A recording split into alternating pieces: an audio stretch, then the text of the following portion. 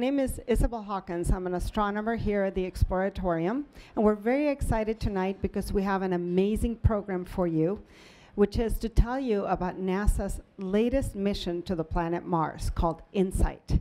We've been very fortunate here at the Exploratorium. All this week, we've had a team of experts from the Jet Propulsion Laboratory in Southern California who are here to share all the details about this amazing mission to Mars. And with me tonight, I have Dr. Sue Smrakar, who's here as a member of the science team for the InSight mission. Welcome, Sue. Thank you. How have you been experiencing this visit at the Exploratorium? It has been fabulous to be here at your amazing museum, and it's been great to talk to space fans, exploration fans, kids, adults. It's been great. That's wonderful. And what kinds of questions have you been getting from the public about InSight? Yeah, well, they want to know when are we going to Mars? When do we launch? When do we arrive? What are we going to do? What are we going to learn? And all these things we're going to learn here tonight with great detail thanks to your presence. We really welcome you here and your entire team. Thank you. And we have been to Mars several times. NASA and other agencies from around the world have sent probes to Mars. But what's different about InSight? Yeah, well, we've been studying Mars for decades now, and we know it's fascinating. We know it has these giant rifts larger than the Grand Canyon. It has volcanoes that are larger than Mount Everest. It has these amazing features. Yeah, we see this image of Olympus Mons, which is, I believe, the largest volcano in the solar system. That's right. Yeah, so Mars is a fascinating place, but we've only scratched the surface. We have never explored the interior of Mars, which is what InSight is going to do. Oh, and I've also heard that this is not just a mission to Mars, but it is also a way for us to study the formation and evolution of the terrestrial planets, or the inner rocky planets. Mm-hmm. Why is that? Yeah, so we know that every rocky planet has a core, the center, a mantle, and then a thin layer at the surface, the crust. But all of that formed within the first tens of millions of years. So, you know, at the blink of an eye. And that was about 4.5 billion years ago. Exactly. So it's a long time ago. Exactly. So we're kind of, you know, doing the time machine and going back to the birth of Mars by studying how those layers were in place. Because we know, you know, there are bits of rock floating around in the disk before planets form. They come together, and we get enough of them together, they melt. And so each rocky planet starts out molten, and then it forms these layers. And everything we know about how that process works really comes from what we've learned on the moon. We have had seismology on the moon, so we know how thick those layers on the moon are, but the moon is tiny compared to most of the rocky bodies, compared to Earth. So, you know, it doesn't have the same pressure and temperature inside, so those layers don't form with the same composition in the same way. So we really want to go to Mars to study this process, because Mars is kind of just the right size. It's much bigger than the moon, smaller than the Earth. So on the Earth, you know, we have plate tectonics, which mixes the early crust back into the interior of the planet. We don't think that ever happened on Mars. So we can go to Mars and see these layers that formed under similar pressures and temperatures to the Earth, but the crust is still preserved. Oh, I see. So Mars keeps the history, the geologic history of the planet, while the Earth has been much more churned, and so we don't have that information anymore. So that's really great. That's awesome. Yeah. And I just want to see one of your great animations that will show me how InSight is going to land on Mars. Right. So let's go there, because I just love to envision and imagine this lovely spacecraft landing on the surface of Mars. So what are we seeing, Sue? Okay, so we've lost the cruise stage, which gets us to Mars, and we're now entering the atmosphere, and it's going hundreds and hundreds of miles an hour when it enters the atmosphere. So it's burning. Yeah, it's super hot. I mean, and Mars has a thin atmosphere, but it still heats it up in a huge way. So we keep that heat shield on, keep the spacecraft protected. When we get low enough in the atmosphere, we pop this parachute. Yes. And then when we start to slow down, we lose that aeroshell. The legs are deploying, and in a minute here, we're going to lose that parachute in the back shell. And now it's coming in on its own little rockets. And the rockets are blowing the dust off the surface of Mars. We'll make a little halo around our landing site, and we hope to come down in a nice, smooth, flat region where we can deploy our instruments on the surface. That's wonderful. Now we see right after it lands, it seems that it's going to deploy its solar panels. So the first order of business is getting enough energy on the spacecraft so that it can communicate back onto Earth, correct? Absolutely, Yeah, that's wonderful. And so what are the measurements that will be done by InSight? What are you hoping to learn? Right, so we do seismology. And basically we're going back to that infancy of the planet, and we're going to check out its vital signs. And the first one we're going to check out is the pulse of the planet. So we're going to be listening with our seismometer for motions of the ground caused by things like meteorites hitting the surface, faults moving, maybe magma moving at depth. So we have tectonic sources of energy that will create earthquakes, Marsquakes. Internal processes, I see. Right. And then also the external impacts as well. Right. Oh, that's exciting. Yeah, so that basically creates an X-ray, if you will, of the interior. The quake starts in one part of the planet, it travels through the interior, shows us where the layers are, and then continues up to intersect with our seismometer. That's wonderful. And then what is the next vital sign that it's going to take? Right. So next, the doctor takes your temperature, and we're going to do that too. We have a probe that actually is going to go down up to 16 feet beneath the surface. And we go down that deep so that we can get beneath all the temperature variations that go on, on a daily basis over the whole Mars year. There are changes in temperature. So we burrow down under the surface quite far away from all that temperature noise, if you will, and we measure the heat that's coming out of the planet. And basically, the warmer the planet, the more energy it has to drive geologic activity. So we really want to know how much juice is still left inside Mars. Interesting, and how that heat is transported up to the surface. Exactly. And then the last and final vital sign that you're hoping to measure? The reflexes. I see. Yeah. And what do we mean by reflexes? I imagine somebody with a giant hammer trying to make Mars's knee go up and down, but right. Not quite. Not quite, but basically, we have the moons of Mars and the other planets, the sun. They all have tides that cause the surface of Mars to move.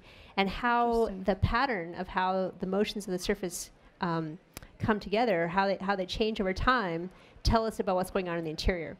So not only is Mars, going around it on its axis, it is wobbling in response to all these forces that are acting on it. So it wobbles. Just like if you take a raw egg versus a hard-boiled egg and you put it on a table, spin them. Yeah, I've seen that. Yeah. One of them is very fast and the other starts to wobble. Right, so we're going to measure the rate of that wobble, and it'll tell us about the core of Mars. Is it how big is it, and is it fully liquid or not? So we're really measuring how the reflexes of Mars tell us about what's going on the inside.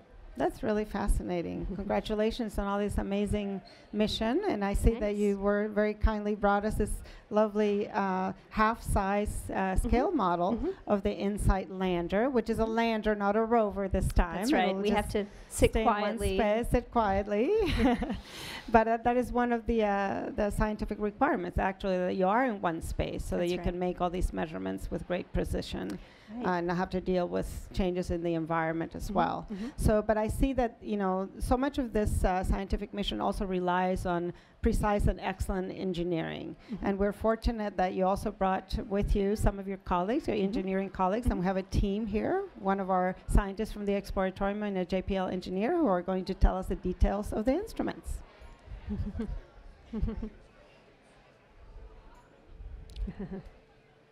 Can you hear me? Oh, there we go. Okay, now you can hear me. Hi, I'm Ron Hipschman. I work here at the Exploratorium. And I'm Farah Alabay, and I'm a payload systems engineer on the InSight mission. What does a payload system engineer do? So each of our instruments on the lander were actually delivered from different agencies. For example, the seismometer comes from France, and the probe actually comes from Germany. And my job was to make sure that they were integrated on the spacecraft properly. There's interactions that happen between the instruments and the lander. So even simple things like making sure that we can send commands, turn things on, that the instruments behave the way that we want them to when we're commanding them. But also there's things like electromagnetic radiation coming from the lander. So we want to make sure that we're still getting the performance from the instruments despite all the noise and the interactions from the spacecraft. So you want to make sure everything works together. Yeah, the job of a systems engineer in general is sort of to be a jack of all trades but master of none. I'd like sort of make sure that all the little children, all the little subsystems behave together properly. So we have a slide up that actually shows the full-scale landers just to get an idea of how big it actually is. It's a pretty sizable lander, but it's small compared to other things like Curiosity, for instance, the rover. Yeah, it's actually, when I first saw it, I was actually thought, oh, it's so small, because you're used to seeing Curiosity and the big spacecraft, but InSight was actually built as a twin to the Phoenix lander that went to Mars in 2007. And that was also built by Lockheed Martin, so we partnered with them again, and we used sort of the same platform. So that's how we ended up with this sort of And that size. one landed up near the pole, though, right? Yeah, it did. It was studying the Mars pole, and it wasn't really designed to survive the winter, so it was just looking at that transition, that seasonal transition. So when I look at the lander here, I see that it has a lot of things on the deck, and I guess it all arrives that way. Everything is stacked on top of the lander. Yeah, so if you actually look at the picture, you can see that some of the components that you were seeing that were, I mean, you're seeing it on here too, that were on the surface here or on the deck. So for me, the scariest part of the mission, because my job starts again once we've landed, is not landing through the atmosphere and the parachute. All of that, we've done that before, it's fine. But getting from that 1 meter off of the ground all the way down to the surface, to me, that's terrifying. Because we have to use a little robotic arm over there, grab each of our instrument, and this is, you know, one of the most sensitive seismometers we've ever built, and have to carefully grab it with a claw and put it on the surface of Mars and make sure I don't hit any rocks, I don't hit anything on the surface. And not only that, but then the next step is that we grab a wind and thermal shield, which you're seeing on the video over here, and we're going to put that carefully over the seismometer, and it can't touch the seismometer. And what that wind and thermal shield is doing is it's protecting the seismometer from wind and thermal variations, because the seismometer is so sensitive that we want to shield it from the environment as much as possible. And then the last part of the deployment is that we actually then take the heat flow and physical properties probe, and then we'll put that also on the surface, and then we have to make sure that the tethers don't cross and that it's in a separate area. So you have to place these, and then that takes a long time, doesn't it? Yeah, it's not quite as fast as this video. So normally we're going to take about 40 to 45 sols. A sol is a Mars day. A Mars day is 25 hours, so just a little bit longer than an Earth day. And the reason why it takes so long is because we can't just, there's no joystick, or we can't just look at the spacecraft as things are happening. Because of the light time delay, the way that we actually do operations is that when it's evening from the spacecraft, we start preparing all the commands that the spacecraft is going to do the next day. So we essentially write a piece of code, and we send it to the spacecraft. In the morning, the spacecraft looks at the piece of code and does everything we tell it to do, and at the end of the day, it sends us a report back of, hey, this is what I did, hopefully the right thing. And then the engineers overnight, again, rewrite that next piece of script. So you can tell, you know, there's a lot of patience involved in deploying these. So there's other instruments that are still on the deck. You just put two. The two main instruments are on the surface. Yes. And what else is on the top of the lander there? So the two little horn things that you're seeing, those are the X-band antennas. So when Sue was talking about measuring the wobble, that's what we use. So they actually transmit directly back to Earth, and then by measuring the change in distance, we can measure in the time it takes for it to get to Earth. We can measure the movement of the lander on the surface of Mars, and that's how we can detect the wobble.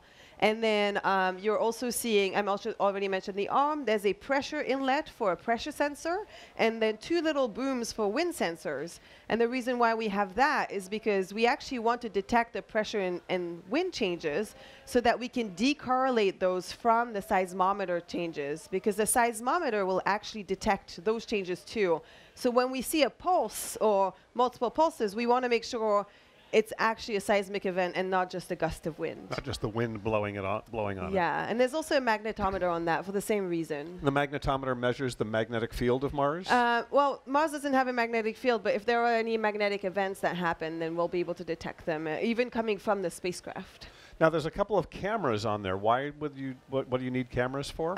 So there's a camera on the lander, actually, because it's just below. It's a fisheye lens camera, because one of the things that we do, the first thing that we do when we land is we're actually going to look at where we landed. So we'll take a picture of the environment, and you'll actually be able to see that. We'll be publishing it publicly, and that gives us an idea of what the environment looks like and where we might want to deploy. So then the engineers and scientists actually work together to figure out where we want to put our instruments. We want to be in as flat of an area as possible. Obviously, we don't want to be on top of a boulder or crooked. And then there's also a camera on the arm, so that as we perform the deployment sequence, we'll strategically be taking pictures. But actually, the most fun thing is the first picture we're going to take, or one of the first few, we'll actually turn the arm around and take a picture of the deck to make sure that everything, so we'll take a little selfie to make sure that everything. Make sure nothing broke off. Yeah, and that everything's where it's meant to be, yeah. So there's one more thing that's, well, there's another big radio, that can there is kind of with the spiral wrapping. Yeah. So that's our UHF antenna, and so that's where our main science is going to transmit. So we transmit from the lander to one of the orbiters that's in orbit around Mars, and those orbiters have really big antennas. So then we use those antennas to talk back to Earth. So we can get a much higher data rate on that antenna than on the X-band antenna. There's one more really cool thing that's on the deck that I wanted you to talk about, which is there's a little button, and here's actually one of them that could have flown, I guess. And what is on that? So there's actually two of them, and my name is on one of them. So actually, leading up to launch, there was we did an outreach event, I guess, where we allowed people to put in their names, and so their name is actually engraved on those chips. So we have two of them with about 2.5 million names, which is pretty awesome, because I get to say that my name is going to Mars, and so there's 2.5 other million people. And so we've been doing this for a lot of missions, so if you didn't get your name on InSight this time, definitely look out for any future NASA missions, because you can send your name to space. So we have a video coming here that is of actually practicing deployment. Yeah. Tell us about practicing. Yeah, so as I said, for me at least, deployment is the most terrifying thing. So the way that engineers deal with terrifying things is they practice over and over again until it gets boring, and then they're not so scared. So we actually have a Mars yard and indoors at JPL where we've been testing different possible environments that we might have to deploy in. And so what you're seeing here is a seismometer being deployed in our Mars yard. So we have a model of InSight that's full scale. It's actually a third of the mass, so we can replicate the Martian gravity, because Mars is a third of the size and gravity. And we've been practicing sort of different angles, having rocks in the way, different lighting environments.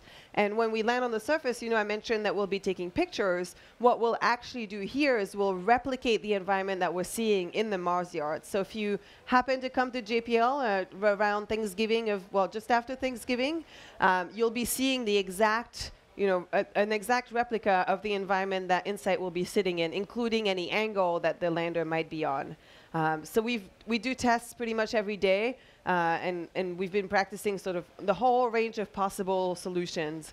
We also use this testbed to practice operations. So here they're putting the shield over the seismometer. It looks like it has like chain mail at the bottom of it there. It does. That's absolutely what it is, because we don't want a hard surface. Since we don't know the surface that we'll be landing on, and we don't want little holes, right, of wind coming through. The design is a chain mail so that it can conform to the surface and really protect SEIS from the thermal and wind environment of Mars. So now it looks like they're putting the heat probe down on the surface. Yeah, so that will be the last part of the deployment that will happen towards the end of those 40 sols. Well, they'll use the arm to continue to monitor the environment and the wide-angle camera? Yes, I think that's the plan. It'll be the camera that's in there. We can continue to use it for different activities. There's nothing quite planned, for us. It's like, let's get through deployment, and then we'll think about what we do with that camera after that. Get the two main instruments running? Absolutely, yeah. That's the first and foremost thing that we have to get through. So I think we can have a couple of models here. We can take a look at closely at those instruments. So the main instrument that we have is the seismometer. This is actually what's inside the seismometer. So you can see in the model over here, you're seeing the gray seismometer that's sort of got an outer cover, but this is what is inside of it. It's a sphere that's actually in a vacuum, and inside it you have some balance motors, essentially. So they're essentially, the way that a seismometer works is essentially just a mass on a spring, and you're detecting movements from seismic waves. So they're very, very, very sensitive springs and masses, and there's a pendulum in there too. So this is just a 3D model. Maybe we can sort of show it to the camera here so we can get a view of that. And it looks like there's 3 separate instruments in here. So there's actually, it's a 3 of the same thing, so same sets of same springs and motors, but the reason why there's 3 is because you want them to be in orthogonal directions. So they're at right angles to each other. And 90 degrees to each other, because the waves are actually coming in from different directions, and you want to be able to replicate, to detect exactly where the waves are coming from. So this can measure its motion in 3 dimensions. Absolutely. Up, down, left, right, in, out. Yeah, and it's also a very, very sensitive seismometer. It can detect apparently the movement of a hydrogen atom. But the way I experienced that is when we were testing the instrument in Denver, which is where the spacecraft was being tested, we did some performance testing of the seismometer, and I was worried about hearing, noise from the lander, but we were hearing waves crashing in California and from the Atlantic Ocean. That's how sensitive it is. So we had to discount that noise from the measurements. So this can detect motions as smaller than a hydrogen atom motion. Yeah. That's really impressive. This must be difficult to disentangle a lot of all the motions that could possibly happen. Yeah, so basically it has to be below a certain noise level so that we can detect the waves. And actually, I think we have a little animation that shows what the waves do. So the reason why we have a seismometer is because we want to understand what the structure of Mars looks like. And that has to do when there's a seismic event, either from lava moving or from a micrometeorite impact is usually how we will hear them. The waves that are created will refract and refract in different ways, depending on where the crust, how thick the crust is, what the mantle is made of, where the core is. So if there's layers of different density, which we know there are, you get reflections off of where the density changes. Yes, and then we'll get refraction as well. So there's an animation here that shows a seismic event, and then you're seeing the primary wave in green and blue dissipate first. The little triangle is where the seismometer is. And then up at the top, you're seeing the signal that was getting from the seismometer. So it's not just, and you're seeing waves propagate over time. So that signature that you're seeing at the top, that is the key to what the structure looks like. So by looking at that wave and disentangling things, you can tell where the earthquake was. But most importantly, what the structure looks like. And the structure, it's like you're doing a sonogram. Exactly. Almost literally exactly a sonogram of Mars. Yep. And that's how we even know about the interior of the Earth, right? We didn't dig through the Earth to get there. We used a seismometer. Mm-hmm. So the other instrument that's on the ground there, so heat flow. This is HP Cube, or the Heat Flow and Physical Properties Probe. This is a full-size model of it, and inside it is a probe that looks like this, and it has a self-hammering mechanism. And I think we have a little video of what that looks like. So the probe is going to dig itself down to down the surface of Mars, and 16 feet. Yeah, exactly. It's incredible. And it drags behind it a tether. So there's actually 2 things that are happening with this instrument. So the instrument itself has a heater inside it, and it will send out pulses of heat. And then by detecting how that heat propagates through, we can get an idea of the composition of the ground. But then also it drags a tether behind it. This is actually what a tether looks like, except that it'll have thermocouples on it, which attached to the top here. It'll be attached. Well, you can see it in the video there. Not from here. There's a tether attached to the top as it hammers itself in. That's a real one testing itself. Yeah, and so the little round things you're seeing are thermocouples, which measure temperature. So we can get an idea of that temperature gradient as we dig down. I'm confused. So This is going to drag this long cable down with it, and on that cable there are little devices that measure temperature. Yep. So the two things you're going to do is you turn on a heater here, Yep. and then that lets you measure how conductive the soil is to heat. Yeah. You got to know that. Yeah, so every so often we will detect the conductivity. And then you turn that heater off. Yeah. And you're measuring now just heat coming up from the core of the planet. Exactly. And you're looking at the temperature differences as you change Yeah, depth so in you'll the see, hole. like closer to the surface, you'll see some of the diurnal changes, for example, and then deeper, once you get So below as the 10 sun feet, shines, it'll be a little different, but and then once you get below 10 feet, you'll see really whatever is coming from the core in terms of materials that are emitting heat or the core cooling. that is so incredible that Yeah. you can actually measure heat coming from the core of a planet 1,000 miles underneath the lander. Yep. That's absolutely amazing. So this is not the first place that these kind of instruments have been used. No, no, we've used them on Earth, obviously, because that's how, as I explained, that's how we know what the Earth is made of. But Sue hinted earlier that we also know what the interior of the moon is made of. And that's because on Apollo, we actually had some seismic experiments. So this is Buzz Aldrin, correct? Buzz Aldrin, Apollo 11. Also MIT, so, Oh, there you go. So there was a seismometer on Apollo 11, and that's Buzz Aldrin installing that seismometer on the surface of the moon. And then later on, I can't remember who. Apollo 15, it was David Scott. Okay, so David Scott, you can see him installing here the probe that's going through the equivalent of HP Cube, essentially. It's a probe that's going through the surface of the moon to look at physical properties again. But he didn't have to have a fancy self-hammering nail. As it turns out, you could just bring a drill and put it down. It's a lot harder to bring humans places, but at least they have their uses. But That's amazing. Is it true, by the way, at MIT they send out their acceptance letters on Pi Day? they do on Pi Day and at that certain time too. Although I went there for graduate school. Pi Day was so. invented here at the Exploratorium, Was just so it? you know. I didn't know that. Yeah.